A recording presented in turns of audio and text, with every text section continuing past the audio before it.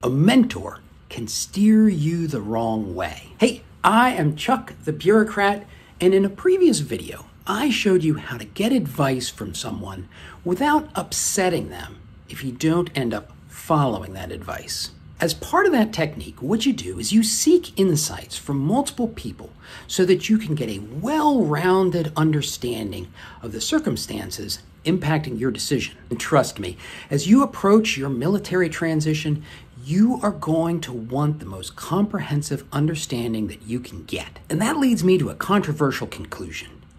You don't want a mentor. I don't care how smart or experienced or connected they are, there are going to be things that they don't know. And one of the really important things that they don't know is you. I mean, they may have a sense of you because they've worked with you in the past, but when it comes to your military retirement and that person you're going to transition into, they can't know that person. Heck, even you can't know that person. The other problem with a mentor is they can get so caught up in their own brilliance that they overlook their own biases and limitations. Instead, what you want to do is you want to build your own personal board of directors. You want an advisory panel made up of people with diverse backgrounds and positions, and ideally, people who have known you at different points in your career. Now, this board of directors does not have to be formal. In fact, some of the people on your board are never going to meet each other. But it does help to think carefully about the membership of your board and about the qualities that each individual brings. Just as an example, my personal board of directors included a chief of operations from a manufacturing company where I worked in my 20s, a stats professor who was part of the faculty where I was getting my PhD, an SES who had worked closely with me as a field grade officer, and a close personal friend who had retired a couple years before me. The diversity of your board of directors obviously helps you get insight from a variety of different professional angles and stages of life. Plus, it does something important.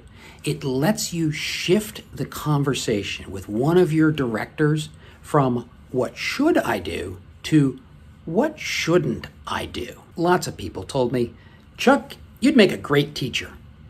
But none of them were teachers. The professor on my board of directors, he explained why I wouldn't be happy teaching even if I was good at it. This filtering out of feasible but mediocre options is just one advantage you get from having a board of directors instead of a single mentor. The other thing they can help you do is discover your true self. I mean, if one person says you're a good communicator, yeah, they might be wrong. Maybe they aren't a good judge of communicators.